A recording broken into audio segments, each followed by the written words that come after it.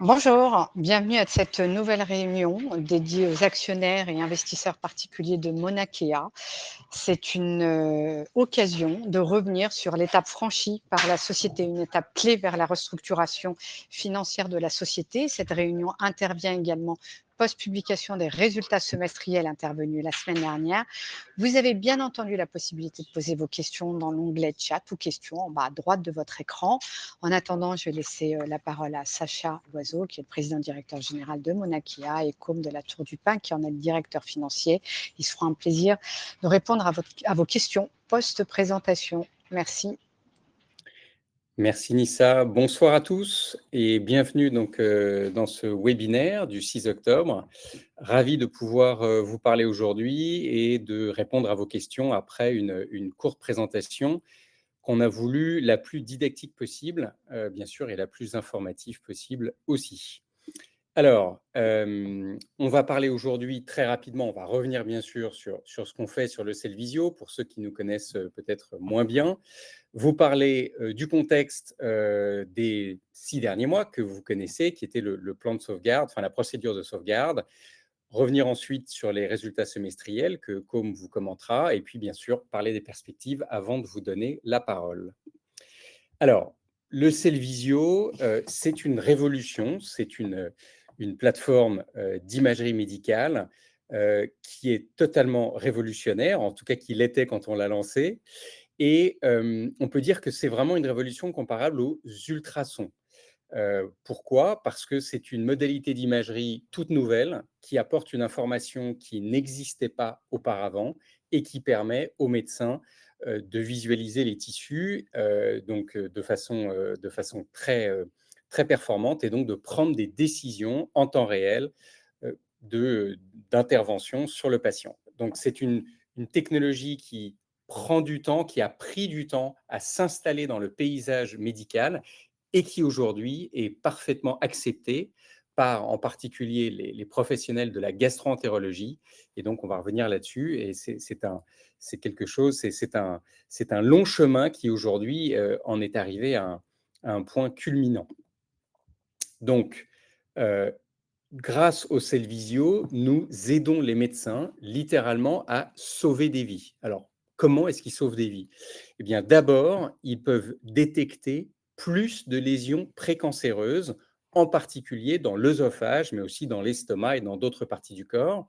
Et pourquoi est-ce que ça sauve des vies? Eh bien, parce que un patient qui souffrirait de reflux gastro-œsophagien pendant plusieurs années est à risque de développer ce qu'on appelle en français un endobrachyœsophage ou un œsophage de Barrett, qui est une condition précancéreuse de l'œsophage. Un patient qui a un œsophage de Barrett a un risque 9 fois plus grand de développer un cancer de l'œsophage, ce qu'on appelle un adénome de l'œsophage, un œsocarcinome de l'œsophage, que la population générale. Or, une fois malheureusement que la progression en est à ce que ça soit un cancer, eh bien, le pronostic à 5 ans de survie pour le patient est très mauvais, de l'ordre de 5%. Alors que si on détecte une lésion précancéreuse, le pronostic est plutôt de l'ordre de 95% de taux de survie, voire de 100% à 5 ans. Donc il y a une énorme différence et malheureusement, aujourd'hui, 91% des patients qui ont un cancer de l'œsophage n'ont jamais eu de diagnostic de l'œsophage de Barrett, donc de la seule condition précancéreuse de ce cancer. Donc on voit bien que détecter des lésions précancéreuses dans l'œsophage, eh bien, c'est une question très importante, une question littéralement qui peut sauver la vie aux patients. Donc ça, c'est une des applications phares du Cellvizio qui est utilisée quotidiennement aux États-Unis pour ça. Deuxième façon que les médecins ont de sauver des vies grâce au Cellvizio, c'est en évitant des chirurgies inutiles du pancréas. En fait, ces chirurgies inutiles sont fréquentes dans le cas de kystes du pancréas bénins. Malheureusement, il est très difficile avec les technologies qui ne sont pas le Cellvizio de déterminer si un kyste du pancréas est bénin ou pas. Et donc, les médecins sont tentés très souvent d'envoyer des patients en chirurgie par doute. et pour éviter de passer à côté d'un kyste qui aurait un potentiel malin ou qui serait déjà malin. Avec le Cellvizio, la précision diagnostique, tout kyste confondu, est de 95% et de 100% pour les kystes bénins. Et donc, en utilisant le Cellvizio, les médecins vont pouvoir éviter d'envoyer les patients en chirurgie du pancréas inutile. Or, ces chirurgies, dans les pays les plus performants, les plus développés, eh bien, ces chirurgies comportent un risque de mortalité qui évolue selon les publications et selon les pays, entre 1,6 et 3,6%. Donc, en gros, un risque une fois sur 30, un patient sur 30, un patient sur 40 qui va décéder suite à cette chirurgie pour rien, donc pour retirer un kyste bénin qui n'avait absolument pas besoin d'être retiré. Quand on va dans des pays un petit peu moins développés, ce chiffre monte encore. Et donc, voilà, c'est quelque chose qui fait peur. Le cancer du pancréas fait peur, mais la chirurgie aussi. Et donc, nous, ça permet donc d'envoyer les bons patients en chirurgie en plus de façon plus rapide qu'avec d'autres technologies, que d'autres méthodes d'imagerie.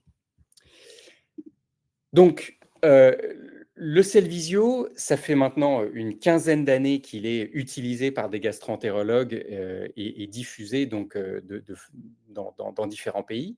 Et on a construit depuis 15 ans des fondations cliniques extrêmement solides qui sont venues assez récemment se consolider considérablement, en particulier dans le domaine des deux applications que je viens de vous citer, c'est-à-dire le cancer de l'œsophage et les kystes du pancréas.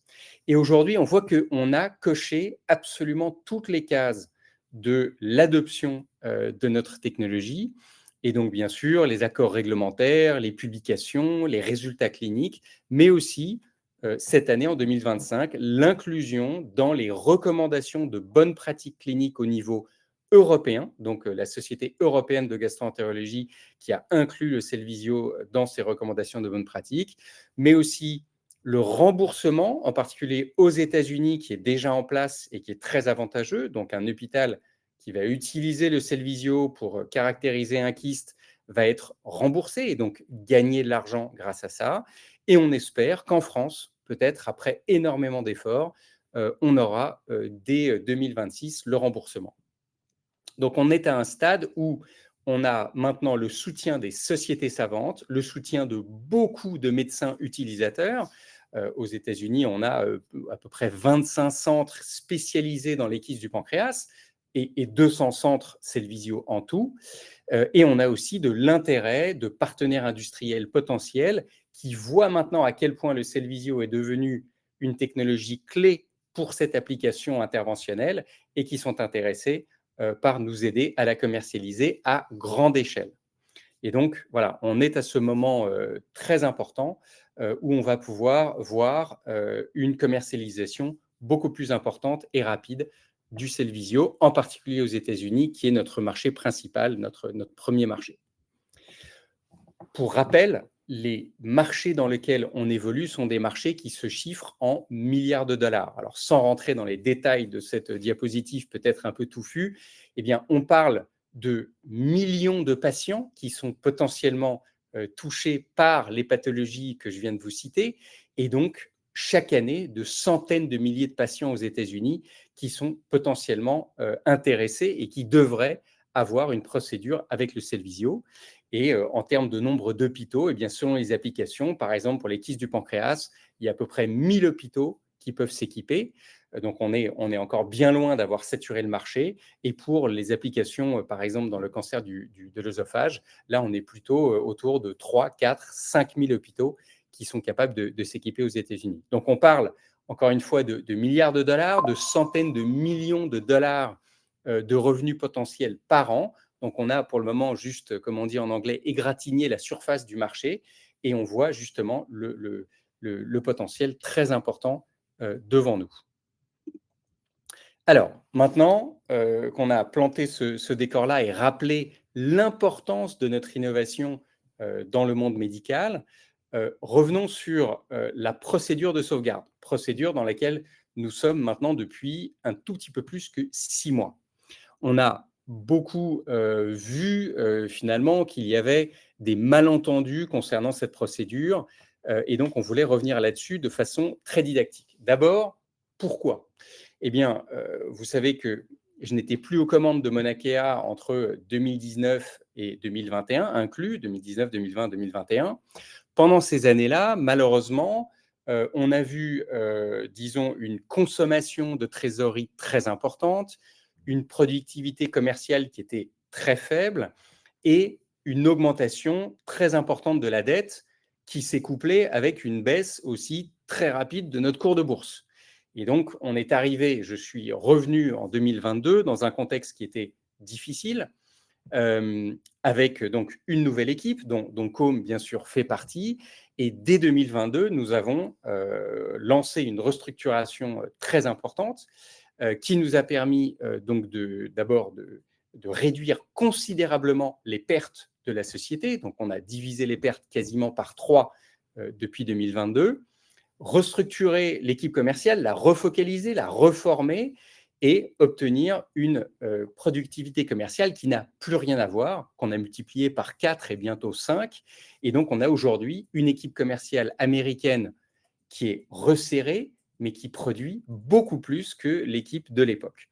Et donc, on est aujourd'hui satisfait justement de la productivité commerciale aux États-Unis et on est dans une période de croissance et de dynamique qui est très plaisante, il faut bien le dire, avec une équipe qui est particulièrement motivée aux États-Unis.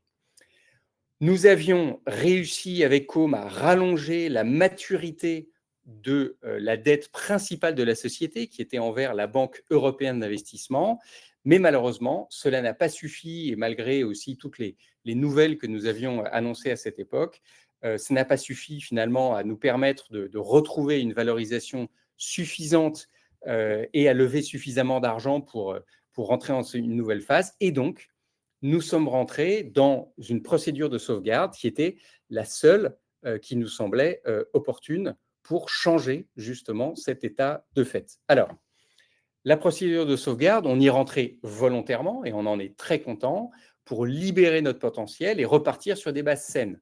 Donc, c'est une procédure qui est venue à notre initiative, qui nous a été accordée, et ça, c'est quelque chose de très important, puisqu'il fallait avoir un bon dossier, il fallait être capable de montrer justement que c'était la procédure nécessaire pour nous permettre de continuer, afin donc réduire notre dette, sécuriser notre avenir et, de façon très importante, attirer de nouveaux investisseurs, enfin, attirer des investisseurs pour nous permettre juste d'obtenir les fonds nécessaires pour aller jusqu'à la rentabilité. La rentabilité qui est notre objectif numéro 1 aujourd'hui.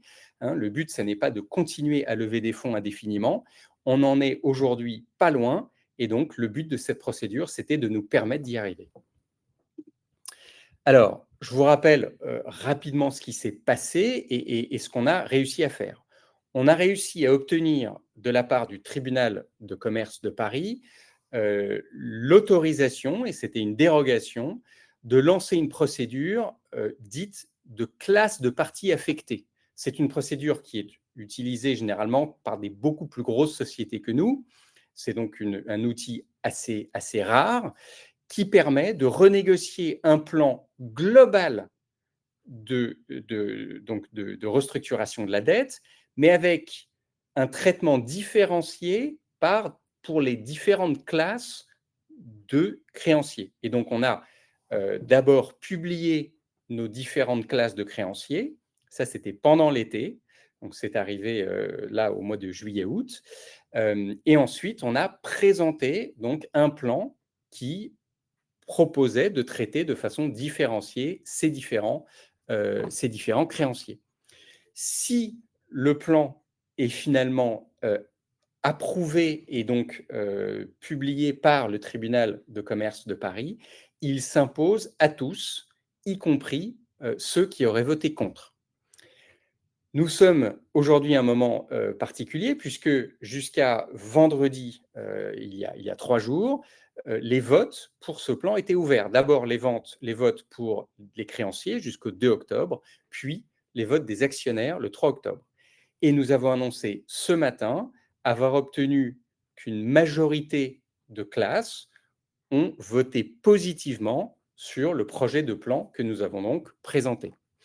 Donc, C'est une étape majeure que nous avons passée ce matin et qui nous permet maintenant de nous acheminer vers l'étape suivante. Alors, juste pour revenir sur ce que ça veut dire, ce plan, il propose donc une réduction de la dette de façon très significative, puisque au total, nous passerions, une fois le plan adopté, de 40,3 millions d'euros de dette à 12,1 millions d'euros. Donc 70% de réduction de l'endettement de la société, y compris donc un abandon de 55% du capital et des intérêts de la dette de la Banque européenne d'investissement et 100% des redevances sur les ventes que nous avions accordées lors de la dernière renégociation avec la Banque européenne d'investissement, la BEI. En échange, la BEI obtiendra 10% du capital de la société post-sauvegarde et post-opération de financement, avec, il faut le souligner, une période de conservation de ces actions de 2 ans, donc ce qu'on appelle en anglais un lock-up. Donc la BEI n'a pas pour vocation et ne pourra pas prendre les actions de la société et les revendre au fil de l'eau pendant les 2 années qui suivent donc l'opération de financement du plan de sauvegarde. Il n'y aura pas de conversion supplémentaire de dette en capital donc dans le cadre de ce plan, et il y a eu donc un abandon total des dettes non sécurisées, comme on le voit ici, c'est-à-dire les prêts garantis par l'État il nous restait à payer, et d'autres dettes, en particulier une avance remboursable. Alors, non seulement la dette est réduite de 70%, enfin serait réduite une fois le plan approuvé, mais elle est rééchelonnée sur 10 ans. Et donc, vous voyez en bleu ici sur cette diapositive l'échéancier qui courait jusqu'à ce qu'on rentre en sauvegarde. Et donc, vous voyez qu'il y avait des repaiements très importants dans les toutes prochaines années, 2026 à 2029. Donc, des paiements que nous n'aurions pas été capables, bien sûr, de faire, alors qu'avec le nouveau plan, eh bien, il n'y a quasiment pas de paiement sur les 3 prochaines années, 2026, 2027, 2028, un paiement très, très, très peu important en 2029, et donc tout l'argent que nous pourrions lever dans le cadre du plan de sauvegarde sera totalement investi sur la croissance commerciale de la société et l'atteinte de la rentabilité. Je précise, et je vois qu'on me le demande, qu'il y a effectivement une clause de retour à meilleure fortune, telle que nous l'avons publiée dans le plan, qui est de l'ordre de 3 millions d'euros, donc vous voyez, qui permettrait, dans le cadre d'un grand succès de la société, aux créanciers, en particulier à la BEI, de retrouver 3 millions d'euros dans l'agrégat en plus, ce qui n'est pas très significatif. Donc, comme je le disais, le plan de sauvegarde repose sur 2 piliers. Le premier pilier, c'est la réduction de la dette. Donc, nous avons obtenu le vote qui nous permet de présenter ce plan avec la réduction de la dette au tribunal de commerce de Paris. Et le deuxième volet, c'est le financement de ce plan. Et donc, notre but, c'est de faire une augmentation de capital concomitamment donc à la sortie du plan de sauvegarde, de la procédure de sauvegarde, qui nous permet de financer la société jusqu'à la rentabilité.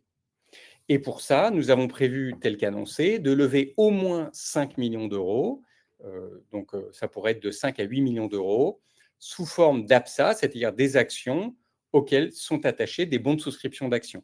Ces bons de souscription d'actions, s'ils sont exercés plus tard, permettront de lever aussi de 5 à 8 millions d'euros s'ils étaient exercés quasiment dans leur totalité. Le prix de l'opération sera fixé à l'issue de la décision du tribunal début novembre, mais d'ores et déjà, tel que nous l'avons publié dans le plan, il aura un maximum de 0,12 euros, de 12 centimes d'euros. Donc ça, c'est quelque chose sur lequel il est important d'insister. Par ailleurs, afin d'aligner les intérêts de tous, je suis sûr qu'il y aura des questions là-dessus, mais le but aujourd'hui, bien sûr, c'est de faire cette opération dans l'intérêt de tous les actionnaires. Eh bien, il y aura une attribution gratuite de BSA pour l'ensemble des actionnaires. il y aura plus de détails qui seront donnés ultérieurement à ce sujet. Donc, on est dans un cadre où on va normalement, si on arrive à mener à bien donc, ce plan, réduire la dette considérablement. C'est ce qu'on a présenté, qu'on a encore présenté ce matin. Donc ça, c'est quelque chose de majeur, puisque ça veut dire que la valeur d'entreprise a un discount important grâce à ça. Et par ailleurs, de faire une levée de fonds avec un prix que l'on espère qui sera au maximum de 0,12 et donc de réduire bien sûr l'impact au maximum sur les actionnaires. Je vous rappelle le calendrier. Donc le 27 octobre, nous présenterons le plan complet au tribunal de commerce de Paris.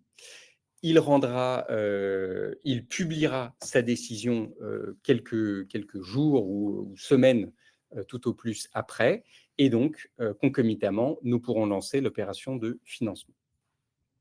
Voilà, je vais passer la parole maintenant à Côme, qui va vous commenter les résultats semestriels publiés il y a à peine quelques jours. Voilà, Côme. Oui, bon, je vais être assez bref, comme ça, pour laisser le plus de temps aux questions-réponses. Alors, cette slide, il n'y a pas les chiffres parce qu'il y a un bug.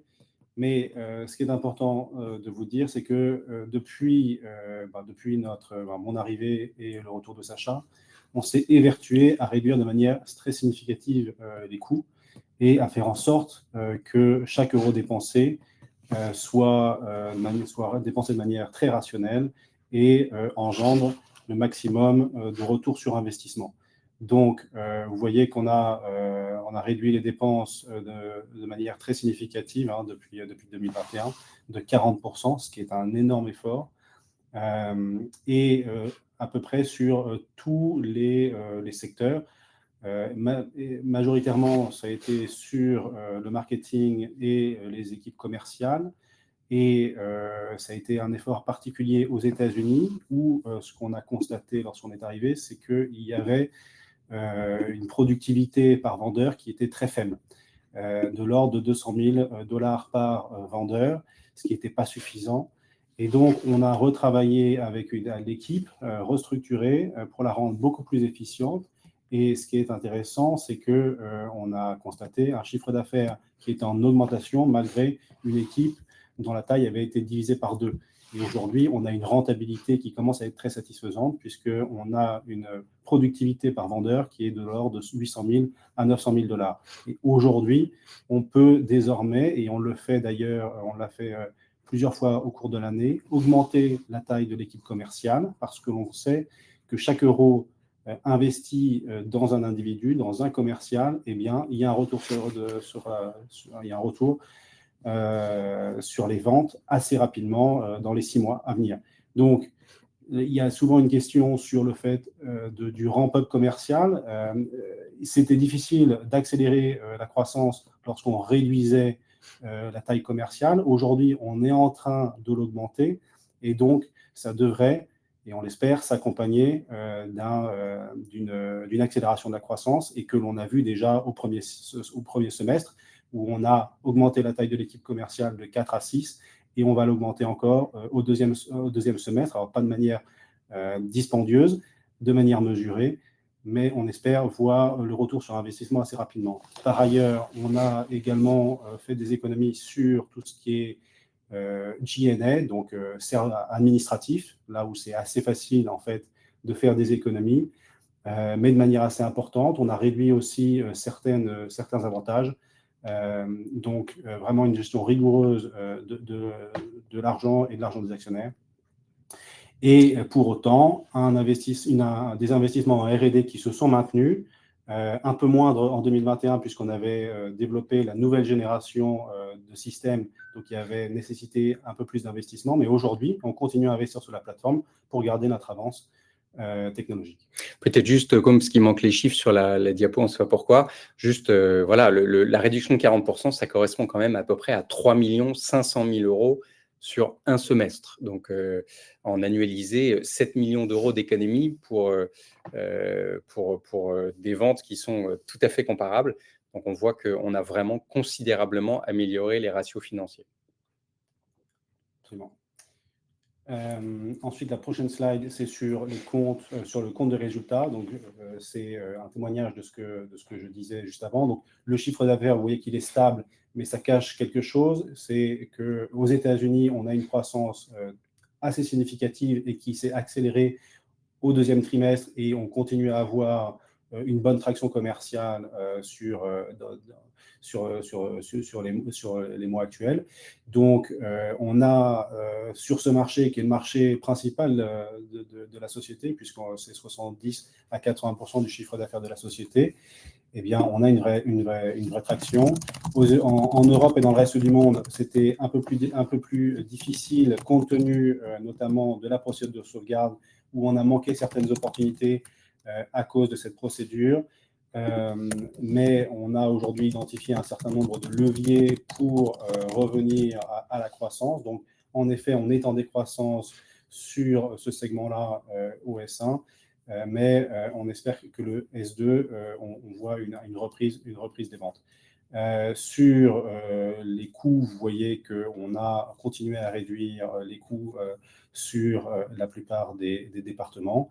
Et donc, vous voyez un résultat opérationnel courant dont la perte est réduite de 32%, ce qui est très significatif. Et comme Sacha le mentionnait, notre objectif aujourd'hui numéro 1, c'est d'atteindre la rentabilité au plus vite en 2027. Donc, c'est ce qu'on en a fait. Le principal levier, c'est d'abord de réduire les coûts.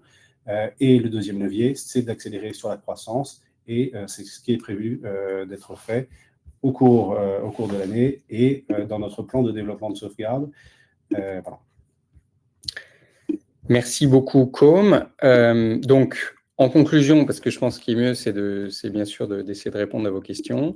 On en est à un moment qui est vraiment très intéressant, même si on sort de cette période où on est encore dans cette période qui est difficile, puisque évidemment, soyons clairs, on se serait bien passé, bien entendu, de rentrer en procédure de sauvegarde. Mais aujourd'hui, eh bien, on peut être assez fier de là où on en est dans cette procédure, puisqu'on est confiant maintenant sur l'avenir. Surtout, ce qui est important, c'est, comme le disait Com à l'instant, on a une dynamique commerciale aux États-Unis que nous n'avons jamais eue auparavant. Encore une fois, l'équipe est ultra motivée parce qu'elle vend significativement. Donc, on a aujourd'hui une activité commerciale qui est très nourrie. On a un fort soutien des médecins aux États-Unis. Donc, voilà, on sent qu'on devient très attractif pour des partenaires commerciaux qui voient l'importance que le Cellvizio est en train de prendre dans ces indications. On a aussi donc lancé notre programme Cell Tolérance autour des intolérances alimentaires et du syndrome de l'intestin irritable. Et on a aujourd'hui une forte dynamique qui va se concrétiser là, dans les mois qui viennent et l'année prochaine.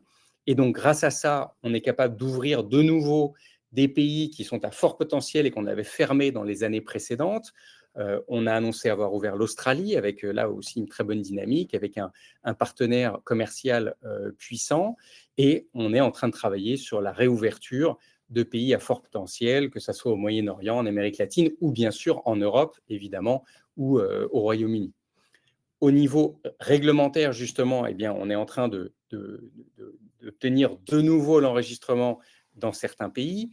En Chine aussi, on ne l'a pas mentionné ce soir, on en reparlera une autre fois, mais on est en train de transformer la situation en Chine et on espère obtenir dans un avenir proche l'enregistrement de notre nouvelle génération de Cellvizio en Chine et ainsi de relancer la commercialisation en Chine avec des partenaires. Et puis, j'ai parlé du remboursement, bien sûr, très important, qu'on espère avoir en France pour les kystes du pancréas. En tout cas, on sent qu'on a un fort soutien pour ça.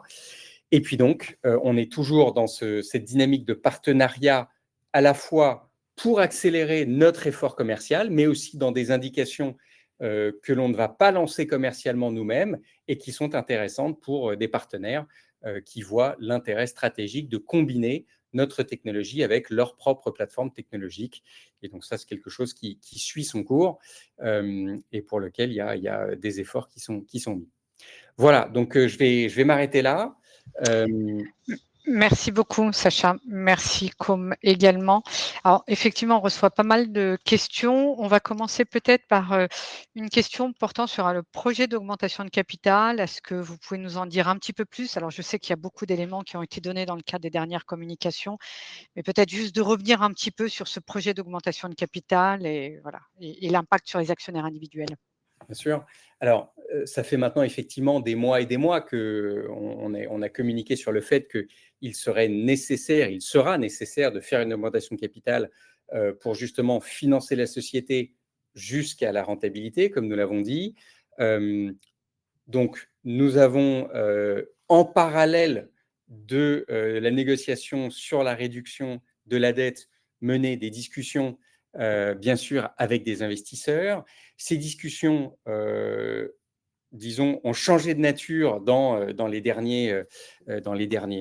toutes dernières semaines, parce que maintenant, la possibilité donc, de réduire la dette de façon très significative et le vote obtenu donc vendredi et annoncé ce matin, bien sûr, eh bien, donne des perspectives très intéressantes à la société, ce qui a été parfaitement compris par les actionnaires à qui nous parlons. Et donc, nous avons aujourd'hui, disons, une confiance très élevée sur le fait que nous sommes de nouveau attractifs pour des investisseurs qui comprennent que la société est à un tournant stratégique majeur et qu'elle va pouvoir ressortir de cette procédure de sauvegarde avec un plan financé, un bilan très assaini et donc tout ce qu'il faut avec une dynamique commerciale importante et tout ce qu'il faut donc pour transformer l'essai et devenir une société rentable avec une innovation qui reste aujourd'hui absolument clé pour le monde médical et en particulier dans les indications donc, que j'ai mentionnées aujourd'hui. Donc, nous faisons tout ce qu'il faut pour que l'augmentation de capital soit la plus intéressante pour toutes les parties prenantes, bien sûr, y compris les actionnaires que nous sommes. Et donc, c'est ce qui se passera avec un montant qui, comme je l'ai dit, sera d'au minimum 5 millions d'euros et des BSA attachés aux actions qui permettront à terme, dans les mois qui suivent, avec l'appréciation de l'action, de lever plus d'argent pour nous donner tout ce qu'il faut pour atteindre la rentabilité. Merci beaucoup. Alors, vous êtes une société assez exposée aux US et tant mieux. Quel est l'impact de la politique en termes de droits de douane de Trump sur votre business aujourd'hui? Alors, bien entendu, comme toutes les sociétés de dispositifs médicaux, nous avons été cette année impactés par les tarifs, donc les droits de douane de Trump, qui aujourd'hui se montent à 15%. Donc évidemment, c'est 15% sur notre prix de transfert vers notre filiale américaine. Et donc, en ce moment, nous travaillons sur l'optimisation de notre accord, donc on appelle intercommercial, interco, ou intercompagnie, entre donc la maison mère et la société filiale américaine, pour justement minimiser l'impact des tarifs et nous permettre donc d'avancer comme ça. J'ai une question sur la maturité du Cellvizio. Aujourd'hui, voilà, vous fêtez cette année les 25 ans d'existence de Monakea. C'est quoi en fait les gros drivers de croissance aujourd'hui? Alors, les gros drivers de croissance sont grand 1, le fait que le Cellvizio pour la caractérisation des kystes du pancréas est en train de devenir, en bon français, un must-have, c'est-à-dire une technologie nécessaire et non pas juste donc, ce qu'on appelle un nice-to-have, c'est-à-dire quelque chose qu'il est bien d'avoir. Et ça, c'est ce qu'on voit aux États-Unis. On parle à des médecins qui nous disent « Ok, on a vu, on a parlé à nos collègues, on a vu les publications, on était à votre symposium, on sait qu'aujourd'hui, nous devons nous équiper en Cellvizio et qu'essayer de soigner des gens qui ont un kyste du pancréas et de faire un diagnostic sans Cellvizio, ça n'est pas raisonnable. Ça, c'est le pilier numéro 1. Deuxièmement, eh bien, sur les autres indications, on voit aussi un très bon momentum. Donc, le cancer de l'œsophage, le cancer de l'estomac et un énorme réservoir de croissance qui est donc les intolérances alimentaires dans l'ensemble, dans le reste du monde. Donc, on a, voilà, on a ça et donc des partenariats commerciaux qui vont nous permettre d'accélérer sans investir significativement nous-mêmes dans un réseau commercial avec des personnes employées en propre par la société. Donc voilà aujourd'hui ce que je dirais les piliers les plus importants de notre croissance. Merci Sacha. Alors j'ai Pascal qui demande pour son épouse, où, pourrait-elle bénéficier d'un examen par le Cellvizio en France? Peut-être nous Oui, je citer un vois peu. et c'est très important si on souffre de reflux gastro-œsophagien, pendant plusieurs années, c'est très important d'aller, avoir une procédure, avancée, de visualisation de l'œsophage. Donc il y a un certain nombre de centres qui font ça, je ne peux pas les dire ici. Donc je vous propose de nous contacter, par email et bien sûr, on vous enverra des recommandations et on sera même capable bien sûr, de vous recommander auprès de médecins dans différentes régions françaises qui pourront faire un examen Cellvizio. Merci Sacha. Une question de Francis. Où sont fabriqués les dispositifs aujourd'hui, vos équipements, pardon? Nos équipements sont fabriqués, sont assemblés au rez-de-chaussée de notre immeuble ici, au 9 rue d'Anguin, dans le 10e arrondissement à Paris. Il y a une partie qui n'est pas assemblée par nous, qui est la partie à faible valeur ajoutée, donc le câblage, etc. Et ensuite, c'est nous qui assemblons toute la partie très technologique du Cellvizio, donc la partie qu'on appelle une partie optomécatronique, c'est-à-dire les lasers, les lentilles, les miroirs résonnants, etc. Tout est fait ici. Merci beaucoup. Est-ce que vous pouvez nous toucher un petit mot sur les brevets aujourd'hui? Parce que ça constitue de véritables barrières à l'entrée. Combien vous en avez aujourd'hui? Alors, on a encore près de 200 brevets actifs. Il y en a quelques-uns mais qui ne sont aujourd'hui plus actifs, c'est normal, on existe depuis déjà un moment. Et donc, on a aussi des nouveaux brevets, et on a pas mal fait d'annonces là-dessus, qui tournent autour de l'intelligence artificielle, qui va se coupler avec l'imagerie Cellvizio pour de plus en plus améliorer encore la facilité d'utilisation et l'adoption du Cellvizio. Donc, beaucoup de travail fait de ce côté-là. Et donc, on a maintenant 13 brevets spécifiques sur le couplage de l'intelligence artificielle avec l'imagerie Cellvizio. Et on travaille aussi avec des académiques, des partenaires académiques pour justement améliorer encore ces outils d'intelligence artificielle et devenir une plateforme où on pourra utiliser éventuellement des intelligences artificielles développées par des partenaires académiques. Donc voilà pour ce qui est de la propriété intellectuelle qui est donc très riche chez Monacare. C'est ce que l'on comprend. Merci. Thibaut qui demande quels sont les leviers dont vous disposez pour revenir sur l'ancien niveau de remboursement aux US.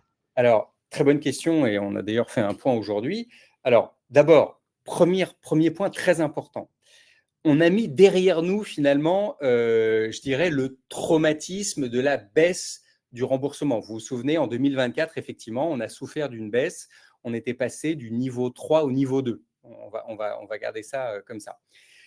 L'équipe en place aujourd'hui ne souffre plus du tout de cette baisse. Pourquoi?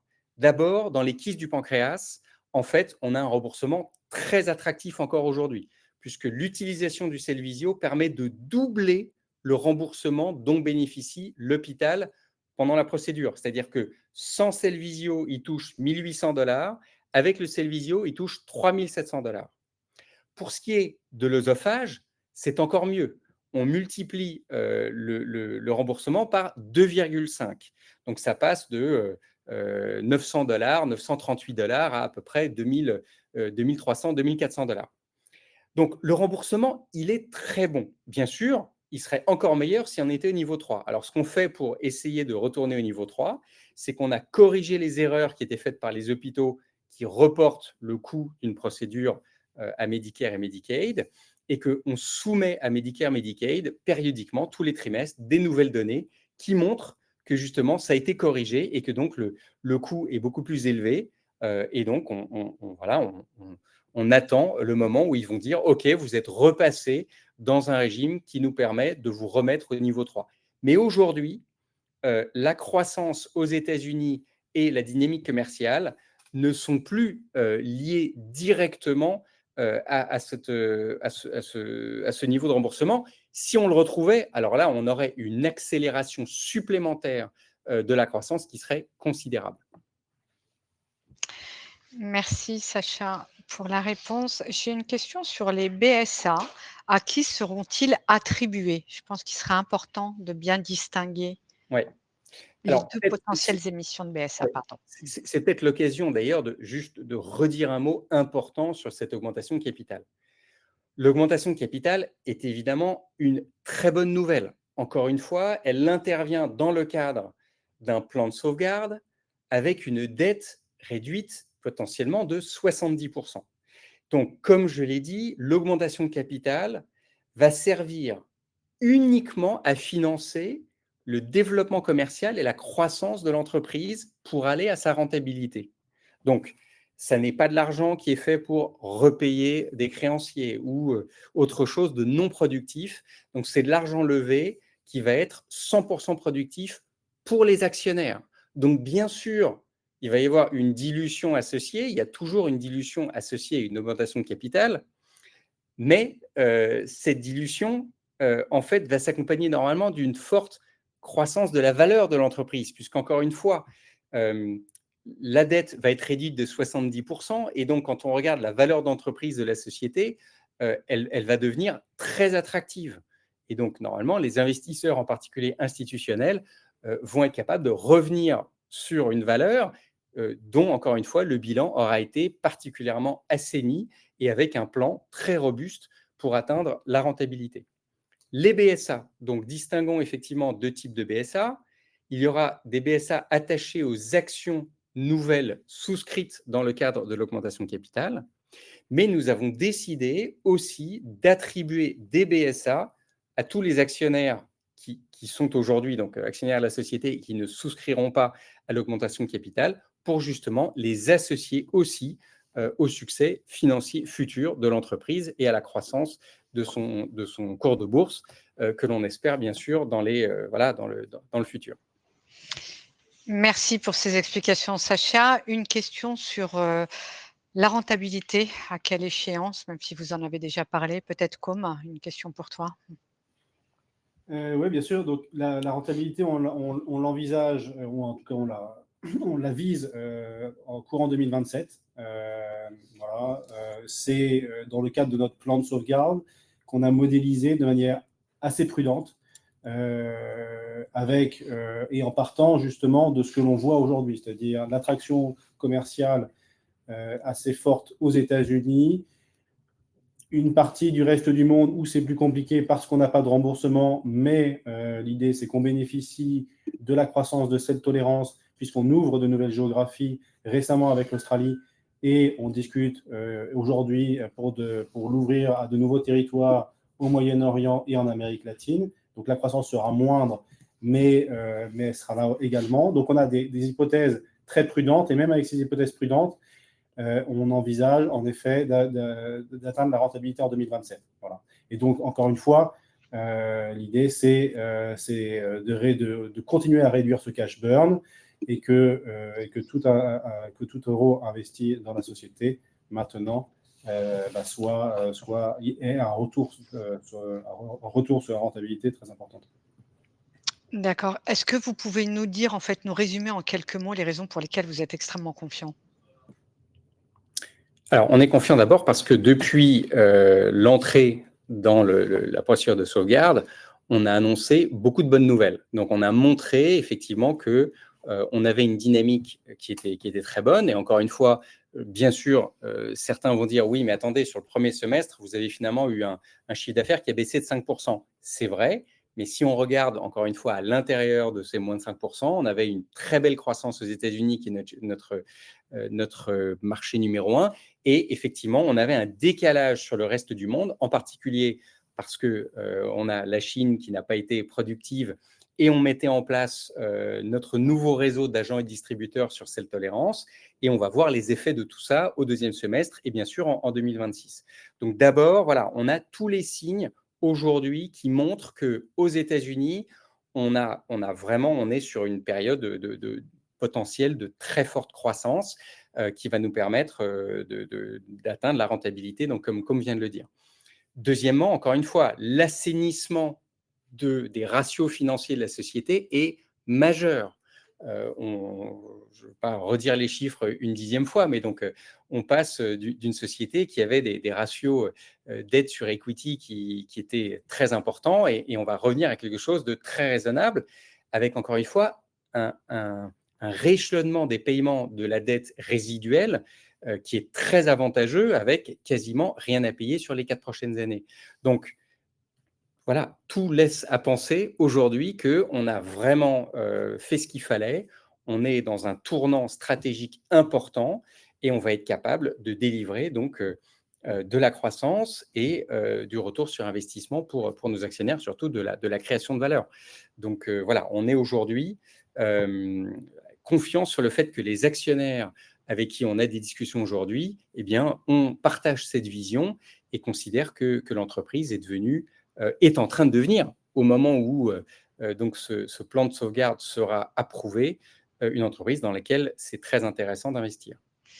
Je vois le temps qui passe. Si vous le voulez bien, on va peut-être terminer avec une ou 2 dernières questions.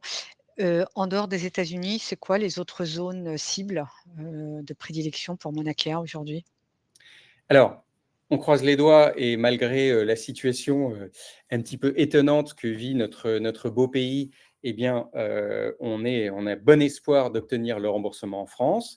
Mais je dirais de façon plus importante, la Chine eh bien, est une zone où on pense qu'on peut redémarrer une activité importante. Et on a aujourd'hui en Allemagne et dans d'autres pays d'Europe une activité autour des intolérances alimentaires qui est nourrie.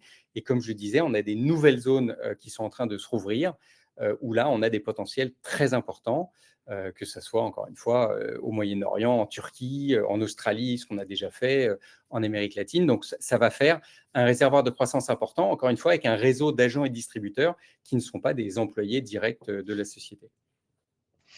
J'ai pour peut-être une dernière question, j'ai une personne qui me demande s'il y a un comparable, en fait, s'il y a une société, en fait, qui développe un système comparable au Cellvizio aujourd'hui? Alors, il y en a une qui est en Chine, qui est donc une sorte de copie du Cellvizio, mais qui n'a pas du tout les mêmes performances que le Cellvizio, qui n'est bien sûr pas du tout approuvé en dehors de Chine, et qui a d'ailleurs beaucoup de mal aussi à trouver un marché en Chine parce que leur technologie marche beaucoup moins bien. Et c'est le seul endroit où aujourd'hui il y a une technologie comparable au Cellvizio. OK, je pense on a répondu à une grande partie, je pense une grande partie des questions. Merci à tous, merci de vous être, mobilisés aujourd'hui. Merci de l'intérêt porté à Mauna Kea. Merci Com, merci à Sacha. Bravo pour les dernières avancées, on peut le souligner quand même, c'est une grande avancée pour l'assainissement et pour le prochain cycle, de Mauna Kea que l'on souhaite, porteur pour l'ensemble des parties prenantes. On se parle à l'occasion d'une prochaine visioconférence et je vous souhaite une très bonne soirée à tous. Merci. Merci Nissa, bonne soirée à tous et merci à tous.